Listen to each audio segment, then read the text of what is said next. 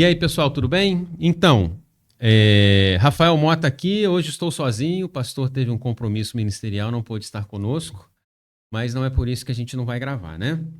E estamos aqui no podcast Identidade PIB, buscando a identidade de Cristo a cada entrevista. E hoje nós estamos aqui com um grande amigo meu de longa data, mas vou deixar que ele se apresente. Mas é uma bênção a vida dele, a história dele. Vocês vão ver só durante a nossa conversa aí. Então, conosco hoje está aqui Pastor Hamilton. Bem-vindo. Obrigado, Mota. Obrigado aí a oportunidade, né, da gente estar aqui junto, conversando nesse bate-papo aí. Eu tenho certeza que vai ser muito edificante. Meu nome é Hamilton, sou pastor da Igreja Batista das Agulhas Negras, na Cidade da Alegria, perto do Bloco 1. Tenho pastoreado ali há 3 anos, né? Sou novo no ministério, tenho 8 anos apenas de consagrado. E estamos lá muito felizes. Deus tem agido, Deus tem tocado, Deus tem transformado a vida de muitas pessoas lá, muitas conversões, batismos, e a gente está lá, né, na dependência do Senhor, sendo instrumento do Senhor lá na vida daquela comunidade, daquela igreja, e tem sido bênção demais esse tempo que a gente tem vivido ali na IBAN, né? Sou casado com a Juliana, mulher mais bonita Da sua casa, não? mais bonita do mundo. Sou pai da Júlia e do Samuel. A Júlia tem 17 anos, Samuel tem 14, 15 anos, já fez 15 anos. E a gente tem vivido aí os propósitos de Deus, a vontade de Deus, e tem sido bom demais. Bom demais. Não, legal, que bom, que bom. E vale o comentário, sabe, Hamilton? Eu sempre falo aqui, eu vou chamar você de Hamilton, vou chamar de pastor não, porque eu te conheci antes de você Tá bom, tá ser combinado. consagrado. Tá combinado. Mas o que acontece? A Igreja Batista é o lugar onde tem as mulheres mais bonitas do Evangelho. Concordo. Então, casei com uma batista, você falou, então, ponto pacífico entre nós aqui. Isso. Mas conta pra gente, a gente sempre começa com a seguinte pergunta aqui. Como é que foi como que você chegou a Cristo? Como Cristo chegou até a sua vida? Foi na família, foi na adolescência, amigos te trouxeram, sua família te apresentou? Conta aí um pouquinho da história da sua conversão para nós. A minha conversão, ela aconteceu mesmo quando eu tinha aproximadamente 19 anos. Eu fui criado na igreja e minha família, né, minha mãe, meu pai, sempre foram, inclusive, dessa igreja, né, membros dessa igreja durante muitos anos, primeira igreja batista aqui em Itatiaia, e eu fui criado nessa igreja também, né, participei e sempre participava de todas as cantatas, né, com a Cristina e Ricardo, né, que é o mais conhecido como Dadinho, e outras pessoas também que foram instrumento de Deus aí na nossa vida para o nosso crescimento. Mas eu tive uma experiência mesmo de conversão, de entregar minha vida a Jesus quando eu tinha aproximadamente 19 anos. E foi interessante, porque eu fui criado aqui em Itatiaia e quando eu tinha aproximadamente 12 anos, os meus pais se separaram. E minha mãe foi morar em Resende, na Cidade da Alegria, e o meu pai permaneceu em Itatiaia e eu fui morar com a minha mãe. E eu vinha para Itatiaia e todos os finais de semana eu vinha e ficava na casa do Estevo. Estevo, Cristina, né? E a gente até brinca. Ali aconteceu o meu processo de conversão. Porque a gente fazia muita bagunça, até de madrugada, e aí a gente dormia. Você lembra disso, né? Com certeza, eu estava sempre lá, mas não estava convertido ainda. E Vamos ver se você vai contar o pedaço que eu escapava. E aí a gente, como eu dormia lá, no outro dia de manhã eu tinha que vir para IBD. Aí a Cristina colocava aquele louvor da Cristina Mel.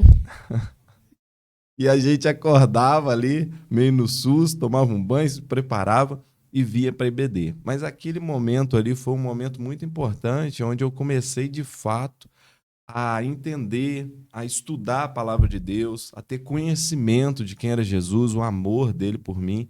E ali eu fui sendo transformado, época do pastor Anderson ainda, saudoso pastor Anderson, né? E, e ele que me batizou, né? Na época eu estava no exército, e foi esse processo, né, de conversão, na verdade. Não tive um momento, né, que eu posso falar assim, esse momento aqui foi um marco na minha vida.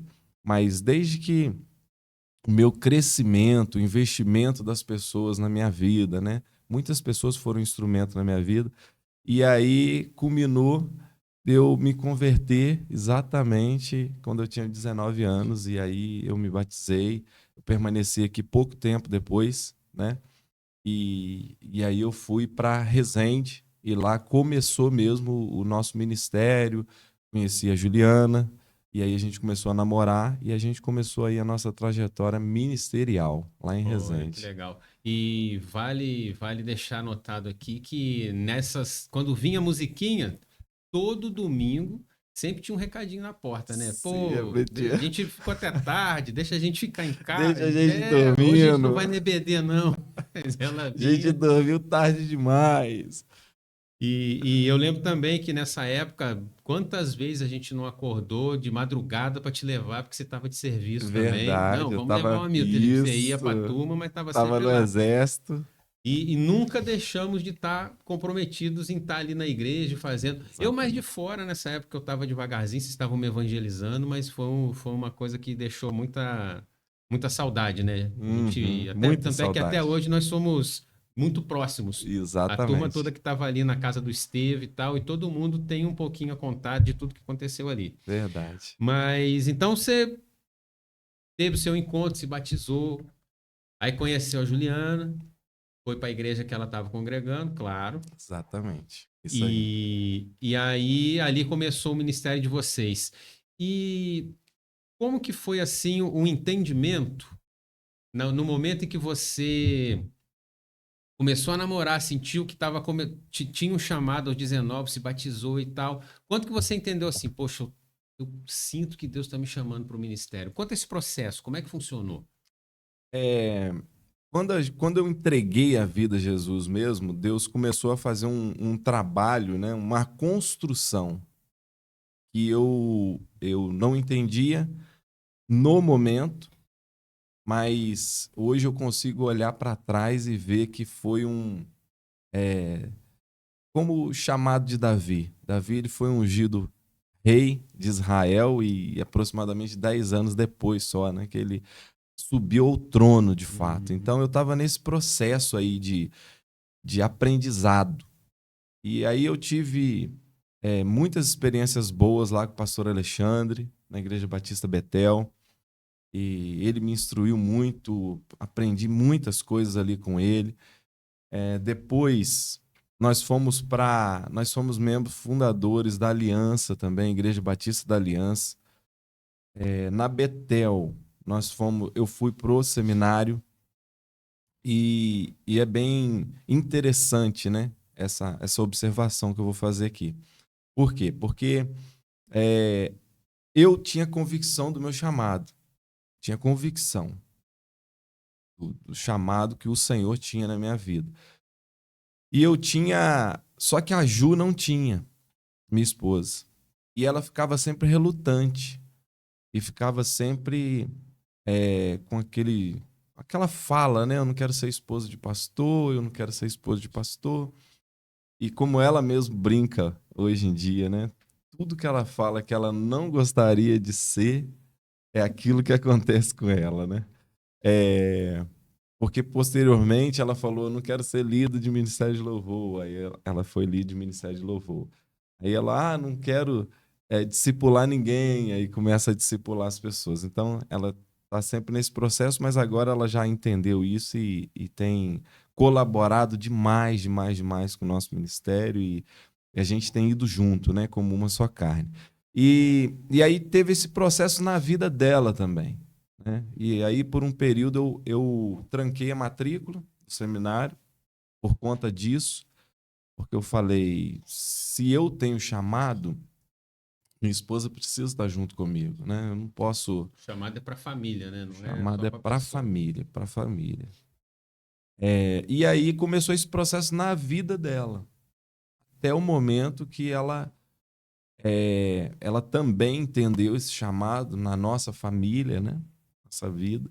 E aí eu voltei para o seminário, mas eu já estava na aliança. E foi bem interessante também quando eu fui para assumir a Igreja Batista Esperança, porque eu estava na aliança e a gente trabalhou muito lá também, a gente trabalhou muito na Betel, a gente trabalhou muito na aliança. E quando nós estávamos ali na aliança, com o pastor Roosevelt, né? Pastor Roosevelt discipulando a gente, discipula a gente até hoje. E, e a gente ali sendo tratado e sendo cuidado e sendo orientado, né? Sempre na palavra. E ali na aliança eu voltei para o seminário, terminei o seminário e no meu coração eu tinha, assim, eu via a possibilidade de permanecer na aliança para ser um pastor auxiliar, um pastor de família, não sei, mas permanecer ali.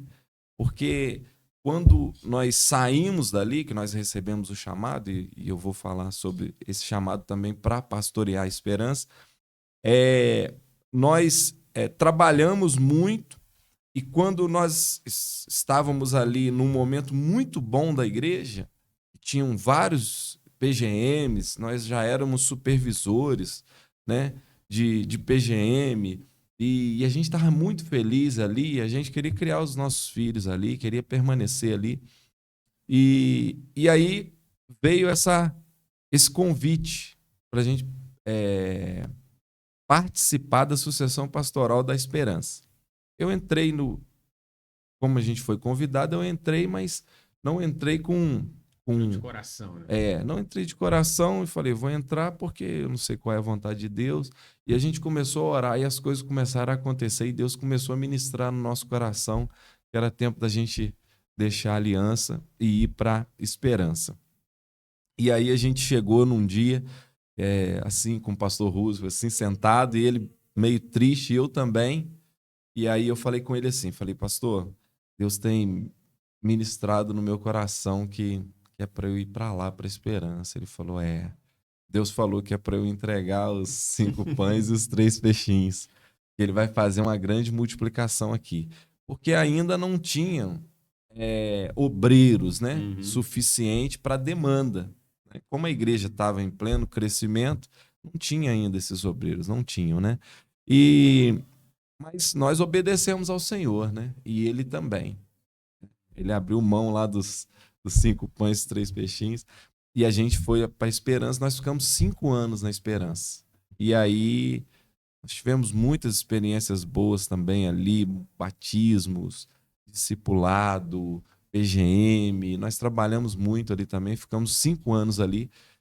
E depois desse período, né, de 5 anos ali na Esperança, nós fomos para IBAN, que é onde nós estamos hoje. Nós recebemos o convite também, Deus ministrou de forma muito clara para a gente, muito clara, muito mesmo, porque as coisas de Deus são assim, né?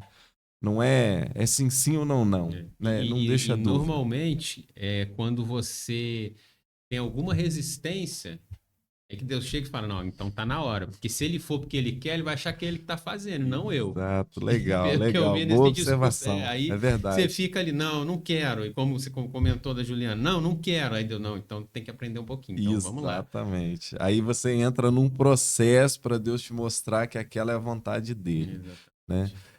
E é até interessante porque teve uma época que a gente estava passando por algumas dificuldades e aí eu estava voltando do seminário e eu falei assim com Deus assim, a gente tinha um corsinha, né? Uhum. Uma tartarugazinha, né? Aquele corsinha bem pequenininho. E aí eu falando com o Senhor, eu falei, Senhor, eu não quero mais, não quero seminário, não quero, não me tira disso. e aquela crise, mas chorando copiosamente dentro do carro e falando com o Senhor, eu não quero mais. E indo embora para casa, né? Lá onde a gente mora hoje.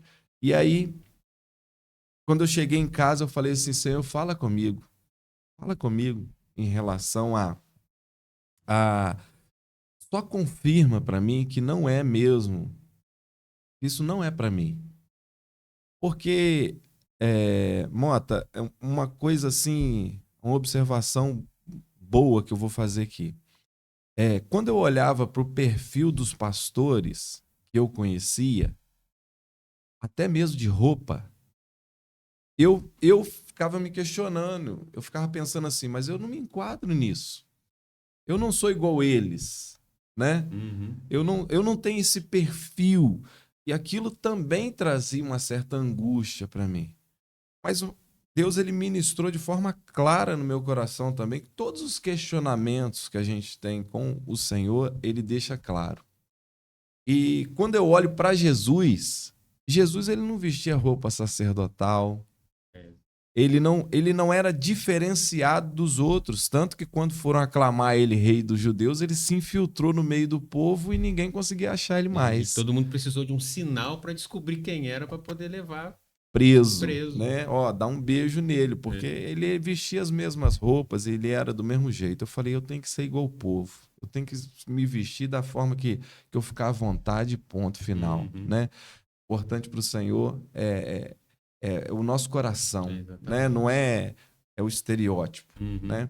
Então, o Senhor, ele sempre foi todo o questionamento que eu levantava, o Senhor, ele sempre foi deixando claro em relação ao nosso chamado. Te quebrando no argumento. Exatamente. E sempre na palavra. E aí, esse versículo aqui, ó, quando eu cheguei em casa que eu pedi para o Senhor, né? Senhor, confirma, só dá uma palavrinha para mim, só para eu ter certeza que não é a vontade do Senhor mesmo, que não é o tempo do Senhor. Eu vou trancar a matrícula, vou deixar o ministério para lá.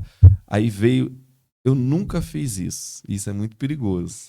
Esse negócio da gente pegar, chegar e abrir a Bíblia e falar, fala comigo, né? Isso é muito perigoso. Então toma muito cuidado com isso. Mas nesse dia, eu não sei porquê, na verdade eu sei, né? Eu fiz dessa forma e caiu nesse texto aqui. É um texto que eu cito muito, o pessoal da igreja já deve estar até enjoado de tanto Até que eu decorou, cito, né? já decorou esse versículo aqui, que é Mateus 7:21, que diz assim, ó. Nem todo que me diz Senhor, Senhor entrará no reino dos céus, mas aquele que faz a vontade de meu Pai que está nos céus. Quando veio esse versículo, eu fechei a Bíblia na hora, ajoelhei no chão, pedi perdão ao Senhor. Falei, Senhor, eu quero estar no centro da vontade do Senhor. E depois disso, eu tinha convicção do que o Senhor tem pra gente, que é o ministério pastoral, que é cuidar de gente. E hoje eu sou apaixonado por isso, sabe? De estar com pessoas, de estar ministrando no coração, né, de pessoas, trazer para perto, visitar. Isso é bom demais. E o principal, né? Quando a gente começa a estar mais próximo, a gente vê mudança, a gente fica mais feliz ainda, né? Muito Às vezes feliz. a gente olha assim, nossa, não tem jeito. Não tem jeito. Mas aí Deus vem, não, vambora que eu tô contigo. Exatamente. Aí você vê e falou, nossa, só Jesus mesmo para mudar, Exatamente. né? Isso é incrível. Mas vamos voltar só um pouquinho, que você tava lá, né? Falou que já estava na IBAN e tal, e teve essa convicção para continuar no seminário. Mas fala pra gente aqui um desafio bom e um desafio que você sentiu que quase desistiu no seu primeiro pastorado. Porque como é que foi? Eu imagino que seja um frio na barriga enorme, né?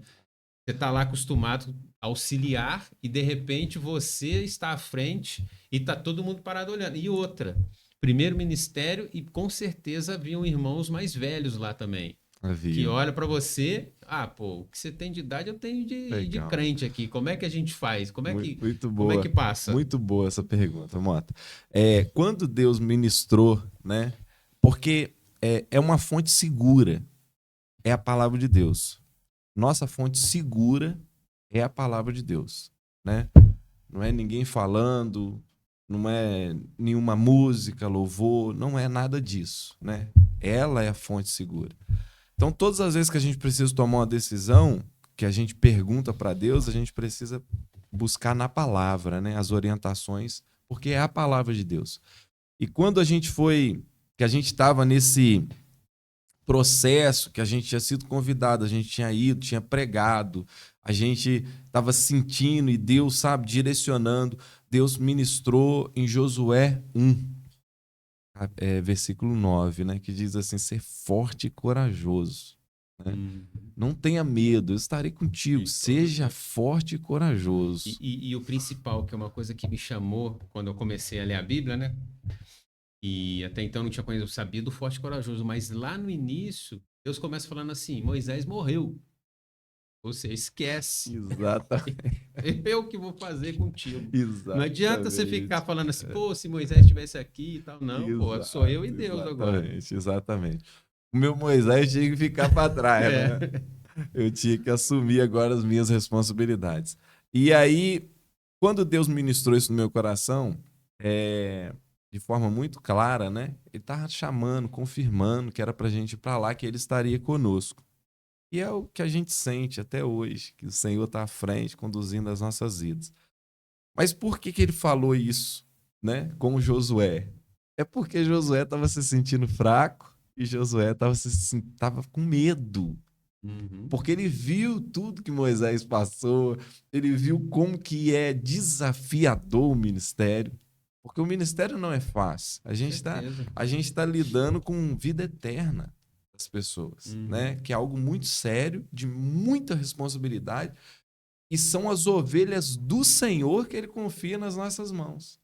Então, assim, não é cuidar das ovelhas conforme o nosso coração ou conforme aquilo que a gente acha, mas em tudo está na dependência do Senhor e está fazendo a vontade dele.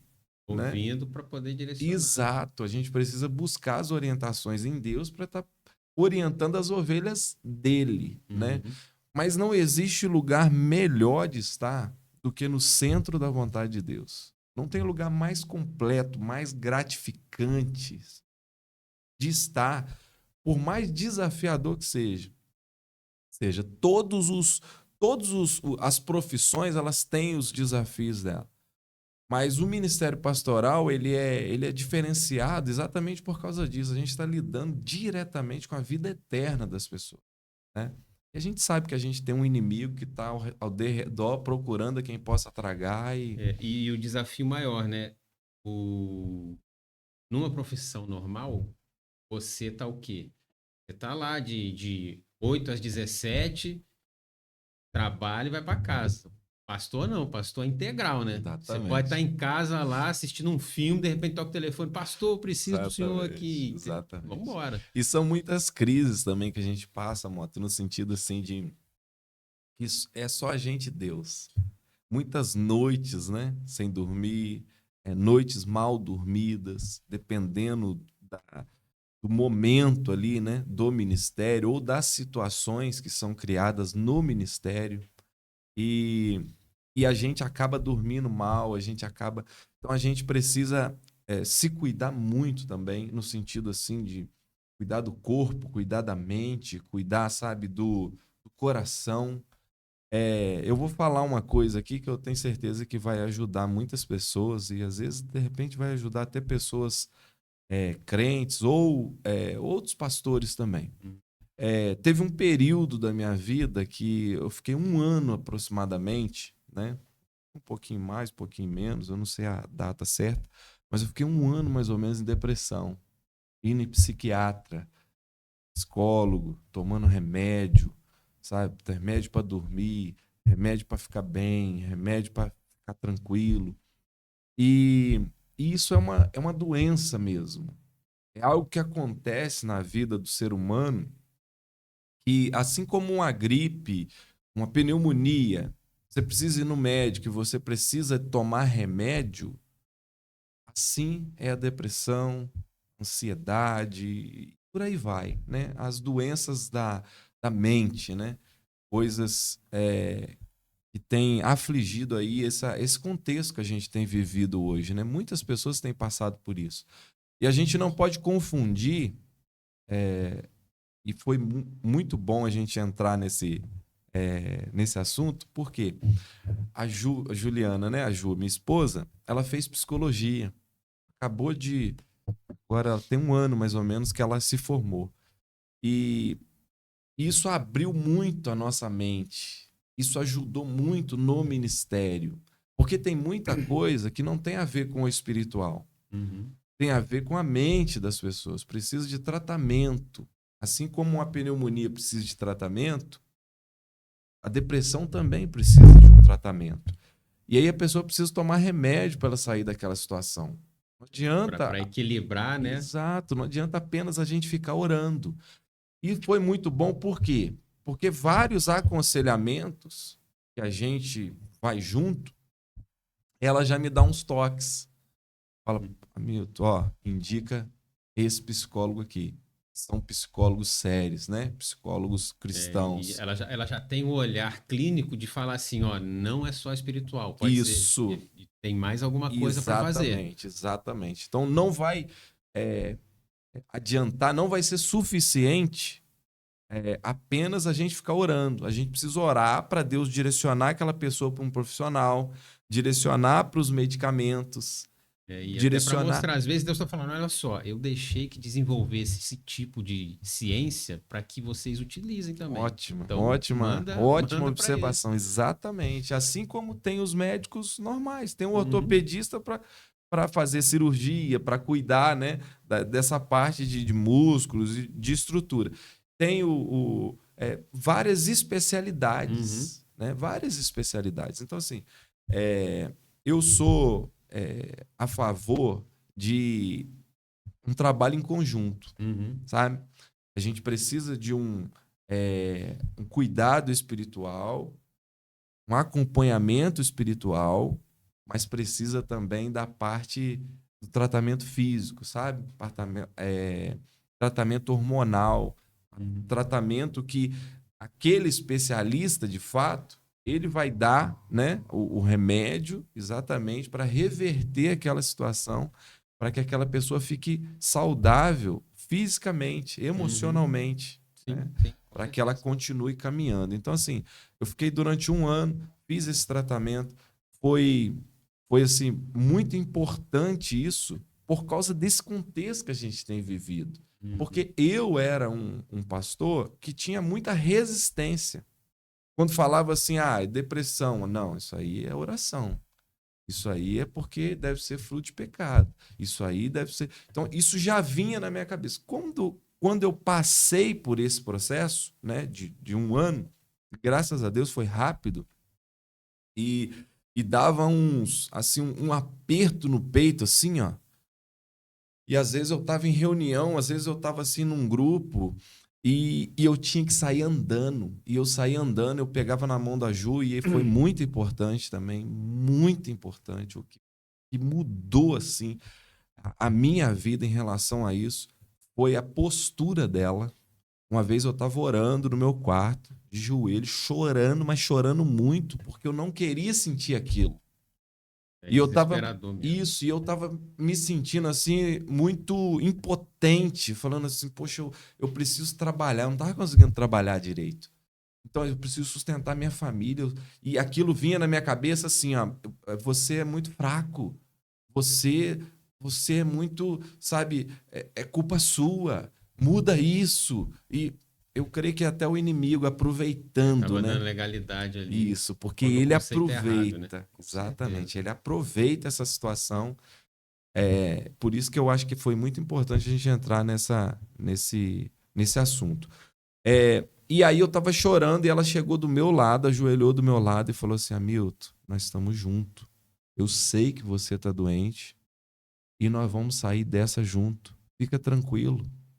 Eu creio que aquilo ali foi Deus usando a vida dela mais uma vez, né, para ministrar no meu coração e para falar assim, meu filho, calma, isso vai passar. E às vezes a gente não quer transparecer isso para a família, Exato, né? Fica, não, vou fazer aqui exatamente. porque eu sou o cara, mas aí Isso. tem que baixar a guarda. E Tem a que esposa abaixar. conhece, Conhece. ela sabe. E aí tinha momentos que a gente estava junto, como ela já estava sabendo de tudo que estava acontecendo, e ela ia também nos médicos, né? Comigo. E E é muito interessante porque a mulher, ela observa e às vezes ela fala de coisas que estão acontecendo na nossa vida melhor do que a gente mesmo. Então, assim, ela falava coisas que eu falava, realmente, isso é importante, eu não iria falar, né? Se ela não estivesse lá. Enfim, aí ela pegava na minha mão e a gente saía andando e eu saía chorando. Eu tinha que sair do meio do povo, que era um aperto tão grande, assim, que parecia que eu ia explodir. Aquilo ali não tem nada a ver com, sabe, por ser fraco, não tem nada a ver. Aquilo ali são distúrbios e muitas coisas que acontecem, né, nas nossas emoções. Eu precisava daquele tratamento. E depois disso, muitos preconceitos, né, que eu tinha foram quebrados. E graças a Deus por isso. Por quê? Porque quando eu melhorei e eu fiquei bem, várias pessoas me procuraram e falaram assim, pastor, eu estou passando por isso também. Eu pensava que isso era fruto de pecado. Eu pensava que isso era porque eu era fraco. Eu falava assim, não é não, minha irmã. Não é não, meu irmão. Então eu, com propriedade, hoje, Você conseguia eu ajudar. consigo enxergar o que o outro está sentindo. E isso tem acontecido. Eu tenho ajudado muitas pessoas Uma a vez sair eu desse vi um processo. pastor falando que muitas das coisas que a gente passa durante a nossa vida são ferramentas que Deus nos dá para a gente cuidar de pessoas que vão passar pelo nosso caminho, né? Muito legal. Então é incrível mesmo. Eu passei por um período assim também, um pouquinho depois de você, e realmente a gente fica nulo. A gente fica nulo, não sabe o que fazer e Exatamente. só vem desespero. Mas conta pra gente agora uma coisa boa Do do ministério? ministério. Rapaz, Veio medo, teve isso. é muita coisa boa, muita coisa boa, muita mesmo. Uma das coisas assim mais satisfatórias é aquilo que você mesmo já falou. É você ver a mudança na vida das pessoas. E você vê que não é mérito seu, né? Não é mérito do pastor, mas é a gente ser instrumento nas mãos de Deus para a melhora de um casamento, para um fortalecimento na criação de filhos, para conversão de pessoas. Agora, há pouco tempo, a gente batizou acho que 7 pessoas agora no aniversário da igreja, acho que foi em junho, agora desse ano, né? E alguns daqueles batismos ali, nós participamos de forma direta.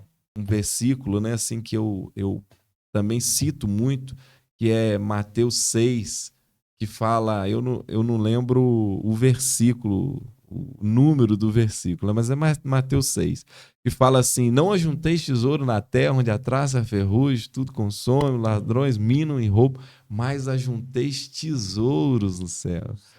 Ou seja, são tesouros que eu tô, sabe, sendo instrumento na vida dessas pessoas para ir morar no céu eternamente com a gente. Então, assim, Isso é incrível.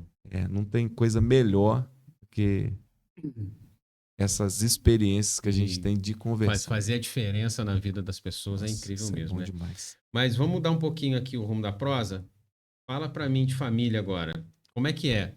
Você tem aí 2 adolescentes praticamente agora, né? 2 adolescentes. Quando você estava nesse processo de ministério, início de ministério, estudar, como é que foi para eles? Porque uma coisa é o pai trabalhar, chega em casa de noite e você tem outra coisa, o pai está estudando, a mãe está estudando, você falou que a Ju também estava estudando, Isso. e as crianças demandam muita atenção. E agora eles estão chegando a um momento em que eles não demandam tanta atenção, mas como é que foi esse período aí de criação de filhos enquanto estava nesse furacão que é ministério, trabalho e trabalho na igreja? Muito boa pergunta, Mota.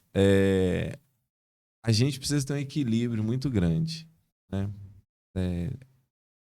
2 Timóteo, acho que 2, versículo 7. Foi até a divisa de uma campanha de missões. Deus não nos deu espírito de covardia, mas de poder, equilíbrio, poder, amor e equilíbrio. A gente precisa ter equilíbrio em tudo que a gente faz. Os extremos é muito ruim.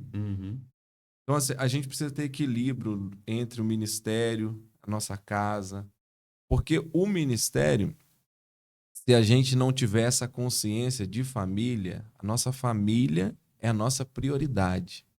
E os filhos precisam saber disso. Porque é a primeira instituição de Deus. Deus cria o homem, cria a mulher e estabelece a família. Uhum. Depois de, sei lá, acho que 1500 anos depois, Deus estabelece a igreja. O relacionamento com ele, não. Vem antes ainda da família. Uhum. Mas a igreja em si, né? A estrutura da igreja foi lá, né? Em Mateus 18, lá com Pedro, né? Tu és Cristo, não, Filho de Deus vivo. Sobre esta afirmação, sobre esta pedra edificarei a minha igreja. Né? Ali foi estabelecida a igreja. Então, assim, foi muito tempo depois. Se fosse equiparado, ele criava a família e logo depois já estabelecia a igreja. Sua família vai para a igreja. Exato. Então não foi. Então isso traz um ensino muito grande para a gente. Né? A nossa prioridade precisa ser a nossa família. E os filhos, principalmente, eles não podem se sentir trocados. Né? Porque o ministério, ele demanda demais. A gente nunca vai ser suficiente para atender a expectativa de todos. Uhum. Então, assim, qual que é o meu foco? Eu fui chamado por Deus para fazer a vontade dele. Não é a vontade de todos. Exato. Então, assim, todas as vezes que surge uma visita, o que eu vou fazer? Eu não entro no carro e saio correndo lá para fazer a visita. Eu vou orar. Senhor, é da vontade do Senhor que eu vá lá? E muitas vezes o Senhor fala, não, não vai não. E eu não vou. Eu obedeço. Então, assim, esse equilíbrio, ele traz muita tranquilidade em relação à família. Uhum. Então, assim, eles se sentem muito amados e eles participam do ministério. Eles participam com alegria. Porque, assim, quando a gente está vivendo no centro da vontade de Deus, que é o texto que a gente leu ali, a gente é feliz. E a gente vai estar completo, apesar dos desafios e das dificuldades, que são muitas. E quem não sabe, acha que você tá maluco, né? Falando, não, tem tanta coisa ruim acontecendo, ele tá sorrindo ainda. Exato, tá fazendo tudo isso. Exatamente. Mas é por causa da presença de Deus na nossa vida, né? O que garante, o que nos dá segurança em todos os aspectos é o Senhor, né? Inclusive, nesse texto mesmo, Mateus 6, o Senhor fala, né? Que não é para a gente ficar juntando tesouros na terra, ou seja, é questão de visão, né? Se a gente tem a visão de bens materiais, a gente vai ficar focado naquilo ali. Agora, quando a gente tem a visão em pessoas, cuidar de pessoas e juntar tesouros, né? Que é o único tesouro que entra no céu, são pessoas. Então, o Senhor está falando de pessoas. Está falando, invista a vida de vocês em pessoas. E fica tranquilo. Porque, olha o passarinho. Olha, o passarinho, ele não vai lá... Ele não fica preocupado, né? Ele não investe, ele não colhe, ele não planta, ele não rega. Mas não falta semente para ele. Olha o lírio do campo. O lírio do campo tá bonito, daqui a pouco pega o sol, queima ele, ele murcha e morre. Agora, será que Deus cuida do lírio do campo, cuida do passarinho? Não vai cuidar de vocês? Então, assim, a gente está na dependência de Deus e vivendo aquilo que Deus tem para cada um de nós. E eu tive várias experiências com os meus filhos, né? Eu tive prazer de batizar os meus filhos. Incrível. Que prazer, sabe? Que alegria no meu coração. E eles, eles são envolvidos com o Ministério de Louvor hoje e são adolescentes, né? Tá nessa fase aí. Inclusive tem um autor que fala que... Eu esqueci o nome do autor. Nada como ter filhos adolescentes para a gente aprender a orar. E é verdade, é verdade. Porque, assim, todas as fases são importantes, mas essa fase da adolescência é muito desafiadora. E a gente precisa estar muito perto, orando muito, de joelho no chão. Turbilhão de emoções, né? E é uma fase, assim, decisória na vida deles. As decisões que eles tomam agora na adolescência e nessa parte da juventude vão ter consequências pro resto da vida deles. Pro resto da vida. São qual faculdade vai fazer, com quem vai namorar, com quem vai casar. Então, assim, são decisões que depois vai até, né, o último dia de vida. Então, assim, o que a gente procura fazer, Mota? É estar junto com eles, sabe? É trazer eles para perto. É mostrar para eles como é bom servir o Senhor. Como é bom se relacionar com o Senhor. Sim. Uma vez eu estava no meu quarto lendo a Bíblia, ou estava orando, alguma coisa assim. Eu estava no meu quarto. Acho que tinha um tapete lá e eu estava lá de joelho lá no tapete no meu quarto orando. E aí o Samuel abriu a porta e entrou, sem bater. Aí eu falei, Samuel, você tem que bater na porta, filho. O pai estava aqui orando e você... Aí ele falou assim, pai, a gente precisa orar todo dia? Eu falei, a gente não conversa todo dia? Então a gente tem que buscar a presença do Senhor, mas é algo prazeroso, filho. Ou seja, aquilo ali serve de ensino, né? As palavras, elas orientam, mas o exemplo, ele arrasta, né? Então, assim, eles veem que a gente está alegre. Eles veem que a gente está completo. Eles veem os milagres de Deus na nossa família. E como é bom a gente servir ao Senhor. Eles não vão querer outra coisa. Eles vão querer, sabe, estar lá junto e servir ao Senhor também. É o desafio principal, né? Porque... não é aquela questão, né? Não, nasceu meu filho, eu tô salvo, minha família tá salva também. Eles têm que ter a experiência deles. Experiência deles. E cabe a nós, como pais, mostrar Jesus para eles. Porque a gente vai desapontá-los. Hoje, o Henrique é pequenininho. Eu sou o super-herói dele. Não, deixa com meu pai, meu pai. Mas eu não sou perfeito. Então, a gente está trabalhando e mostrando, tanto eu quanto a Elaine, ó.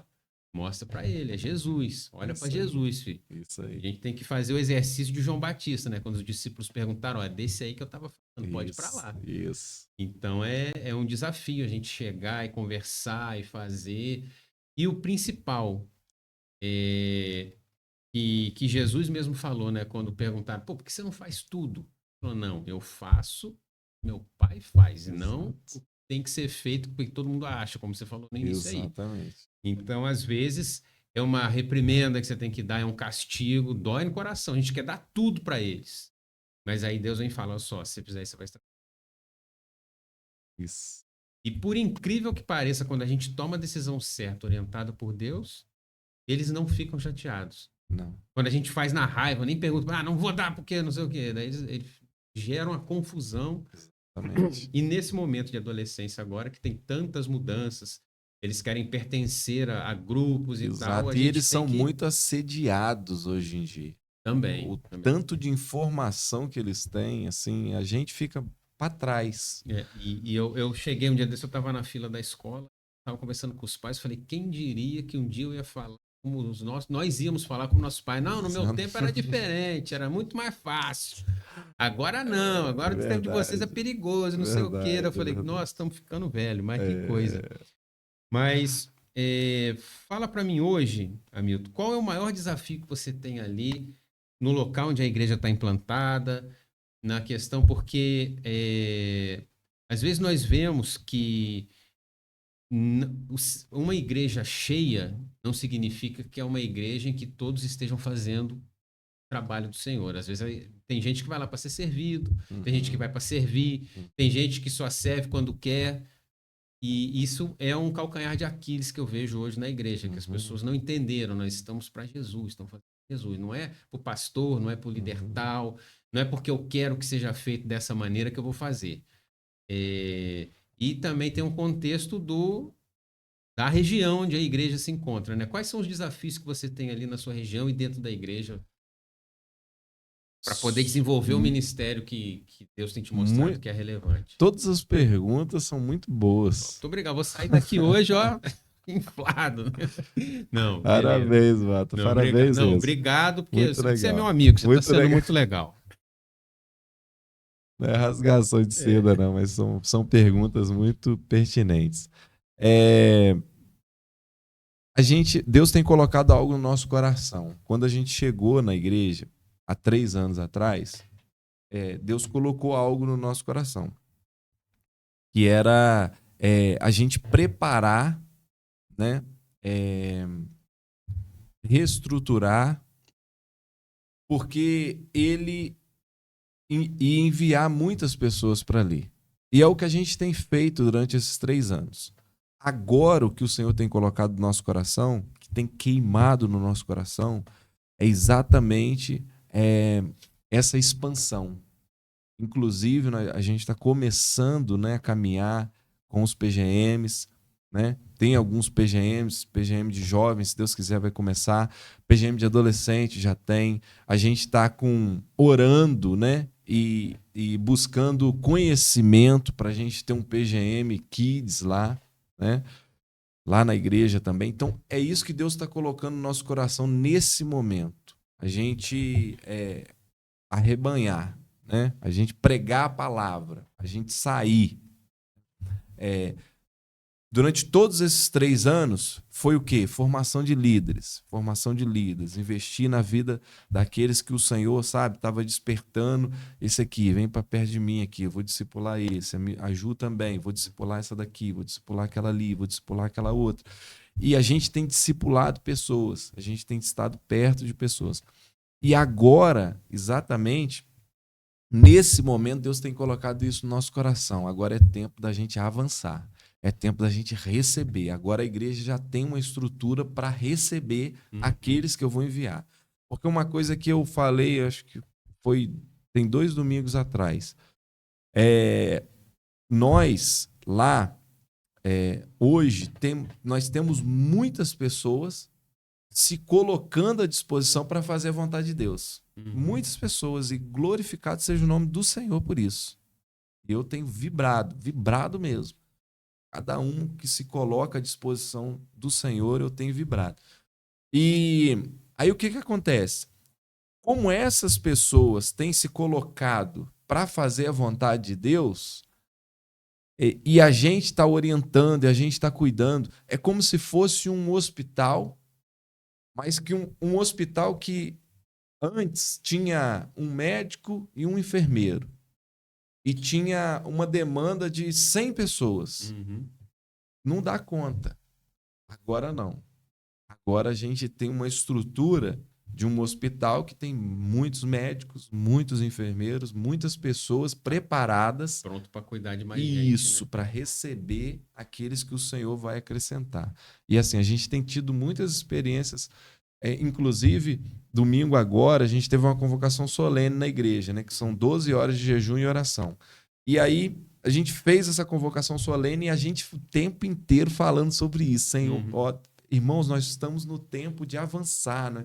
Ore por alguém. Irmãos, vamos evangelizar os nossos vizinhos, as pessoas da nossa casa, da nossa família, porque é isso que Deus tem colocado no coração. De noite, veio um rapaz na igreja, ele chegou lá e aí a gente conversou com ele, chegou outras pessoas para conversar com ele também, e ele falou assim, eu estava em casa, me deu uma vontade de ir na igreja, e ele passou na frente de umas 4, 5 igrejas, antes de chegar na nossa. E ele falou assim, eu pensei, vou entrar naquela. Não, essa não. Vou entrar naquela ali então. Não, nessa aí não. Quando eu cheguei aqui, aí eu senti o desejo de entrar aqui. Só que eu tava com vergonha de entrar. Aí eu falei com o moço aqui, que fica algumas pessoas na portaria, né? E o moço falou assim, não fica com vergonha, não, aqui é seu lugar, vem cá, vou levar você lá. E levou ele lá dentro da igreja. Aí a gente foi, acolheu, conversou com ele, enfim. Depois do culto, a gente fez o convite e ele entregou a vida a Jesus, né?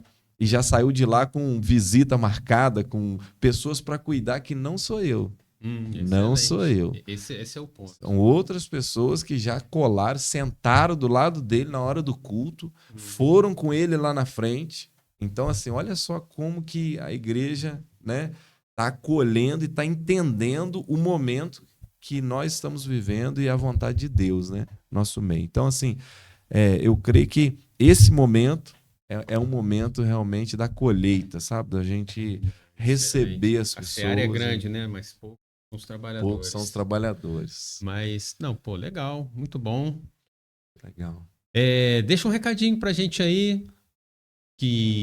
o que vier no seu coração, que Deus ministrar, que tem a ver com o nome do nosso podcast aí, Identidade PIB, Identidade de Jesus, buscando a identidade de Cristo na nossa vida. Aí você pode falar para aquela câmerazinha ali, para quem estiver nos ouvindo, porque fiquei muito feliz de te receber, nós somos amigos o quê? Eu Há uns também estou muito feliz, 35 mano. anos Muito aí que a gente se feliz mesmo. conhece. E a gente cresceu jogando bola na rua. Quer dizer, você jogando bola e eu correndo atrás, que eu não jogava bola. E hoje a gente tem esse papo aqui. Nossa, eu tô muito feliz de ter te recebido aqui. Pena que o pastor não pôde estar aqui, mas não vai faltar oportunidade pra gente gravar o segundo, o terceiro e quantos a gente puder aí, Deus permitir. Mas deixa um recadinho pra nossa audiência aí, por favor. Joia. Eu creio que dos maiores desafios de nós como cristãos é exatamente viver os propósitos de Deus, aquilo que Deus tem especificamente para cada um.